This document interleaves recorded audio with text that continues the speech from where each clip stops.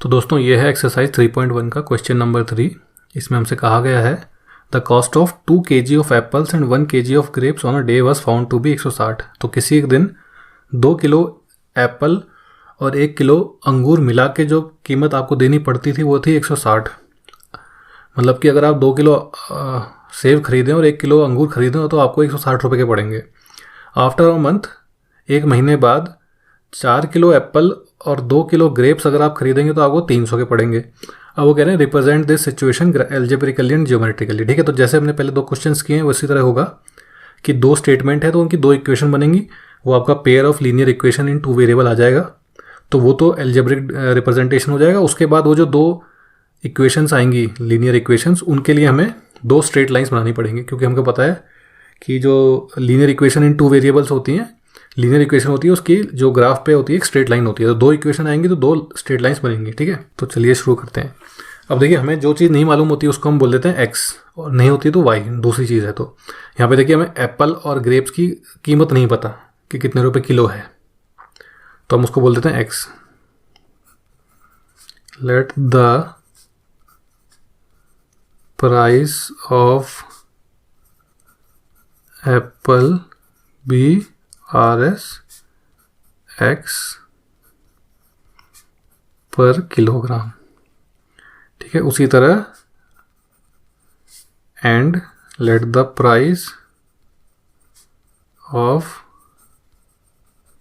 Grapes be RS y per kilogram. ठीक है, तो हमने बोल दिया कि एप्पल की कीमत हमने मान ली x पर किलोग्राम और ग्रेप की कीमत मान ली y पर किलोग्राम। ठीक है, तो इक्वेशन बनाने की कोशिश करते हैं। तो पहले हमने क्या खरीदा, 2 किलो एप्पल खरीदे और 1 किलो ग्रेप खरीदा। अब देखिए एप्पल की कीमत है 2, मतलब खरीदे हैं 2 और कीमत है x पर किलो, तो हमारे पास क्या हो जाएगा 2x। और ग्रेप कितने खरीदे, 1 किलो, तो 1 इंटू वाई को y लिख सकते हैं। और कितने के पड़े हमें, 160 के। ठीक है, और 1 महीने बाद कीमत चेंज हो गई तो हमें 4 किलो एप्पल, नहीं मतलब कीमत चेंज नहीं हुई, कीमत तो उतनी रहेगी, जब भी तो हम x और y निकाल पाएंगे। ठीक है, तो हमने 1 महीने बाद कितने के पड़ेंगे, हमने 4 किलो एप्पल लिया तो ये हो जाएगा 4x, और 2 किलो ग्रेप्स लिए तो ये हो जाएगा 2y इज इक्वल टू 300। ठीक है, तो ये हमारे पास 2 इक्वेशंस आ गई। पहली क्या है, 2x plus Y is equal to 160, दूसरी है 4x plus 2y is equal to 300। तो ये हमारे पास क्या हो गया, pair of linear equation in 2 variables. ठीक है, तो वेरिएबल्स का क्या है, x और y।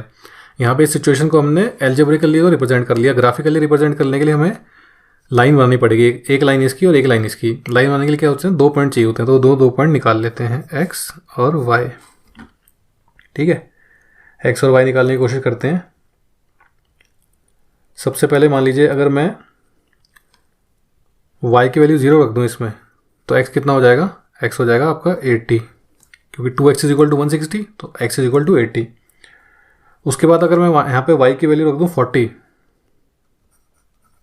सॉरी x की वैल्यू अगर 40 रखूँ तो y की वैल्यू कितनी हो जाएगी, देखिए 40 इंटू 2 हो जाएगा 80, 80 वहाँ जाएगा तो 160 माइनस 80 इज इक्वल टू 80, तो y की वैल्यू हो जाएगी 80, 80,0 एंड 40,80 इस वाली लाइन के लिए। अब इसके लिए भी निकाल लेते हैं x और y। ठीक है, तो यहाँ पे हम अगर मान लीजिए x की वैल्यू रखते हैं 50, तो y की वैल्यू कितनी मिलेगी हमें, y की वैल्यू आपको मिलेगी 50। इसी तरह अगर हम x की वैल्यू रखते हैं 100, तो y की वैल्यू कितनी मिलेगी, हमें मिलेगी -50। ये देखो, ये आपको देखिए वैल्यूज़ कितनी डालनी है, थोड़ा आपको ट्रायल एंड मेथड से करके देखना पड़ेगा, क्योंकि अगर आप x की वैल्यू 0 रखते हैं तो y 150 आता।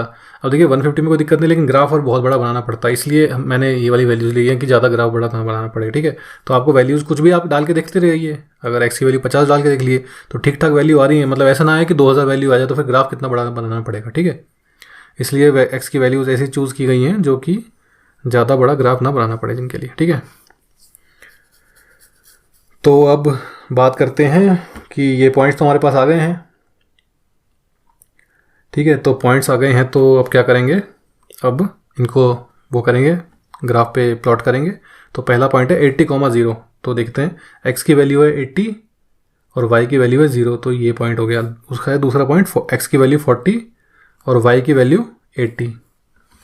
तो 40 और 80 की जो वो होगी बात, वो कहाँ होगा पॉइंट, वो देखिए x की वैल्यू 40 है ना, तो ये 80 यहाँ कहीं होगा। ठीक है, अब इन दोनों लाइनों को जोड़ के एक लाइन बनेगी, इन दोनों पॉइंट्स को जोड़ के एक लाइन बनेगी। तो ये लाइन हमारी किस इक्वेशन की आई, ये इक्वेशन थी हमारे पास 2x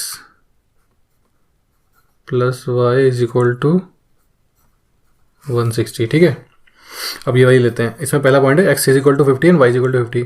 तो देखिए 40 और 60 के जो मिड पॉइंट होगा वहाँ पे 50 होगा, तो x 50 यहाँ पे होगा और y 50 कहाँ होगा, y 50 भी यहाँ पे होगा।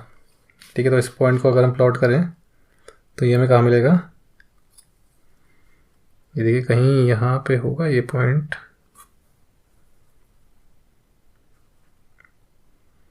यहाँ मान सकते हैं इस पॉइंट को आप। इससे पहले इसका दूसरा वाला पॉइंट ले लेते हैं, x की वैल्यू 100 और y की वैल्यू -50। तो -50, x की वैल्यू 100 और y की वैल्यू -50।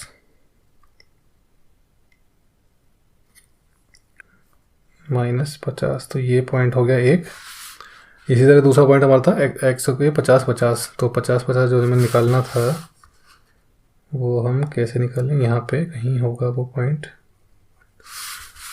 कट एक मार सकते हैं हम, तो ये रहा वो पॉइंट। ठीक है, तो ये पॉइंट और ये पॉइंट को जोड़ के एक लाइन बनानी पड़ेगी।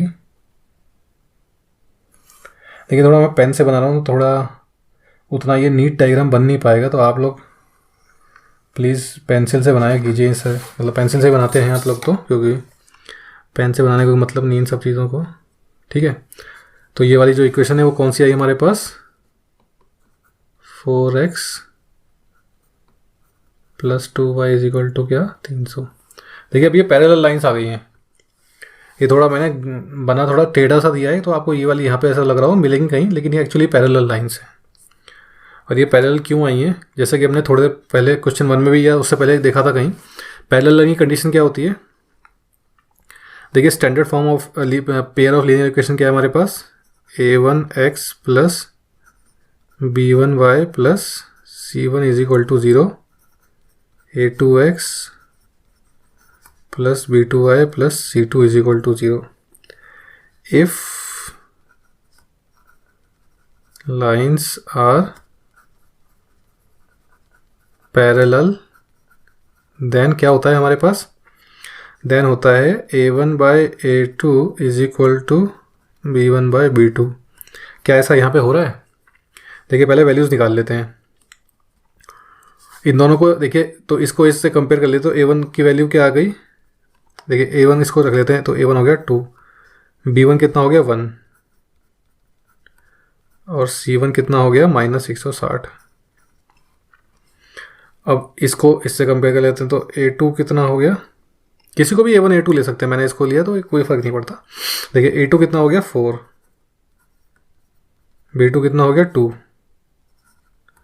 और c2 कितना हो गया -300। अब देखिए a1 बाई a2 करें तो a1 by a2 is equal to 2/4 is equal to 1/2, cancel हो जाएंगे ना। और अगर b1 बाई b2 करें तो 1/2, तो हमारे पास क्या आ रहा है, हमारे पास a1 by a2 is equal to b1 by b2। ठीक है, तो एक बात को आपको और पता पड़ गई, वो बात क्या है कि अगर आपको दो लीनियर इक्वेशंस दी जाएं और आपसे कहा जाए कि इनको देख के बताइए कि ये लाइंस पैरेलल होंगी कि नहीं होंगी, तो आप कैसे बताएंगे, आप उनका a1 बाई a2 और b1 बाई b2 देख लेंगे। अगर वो दोनों बराबर आ रहे हैं तो लाइंस क्या होंगी, पैरेलल। और अगर a1 by a2 is not equal to b1 by b2 तो लाइंस क्या होंगी, नॉट पैरेलल, या इसको बोल सकते हैं हम इंटरसेक्टिंग।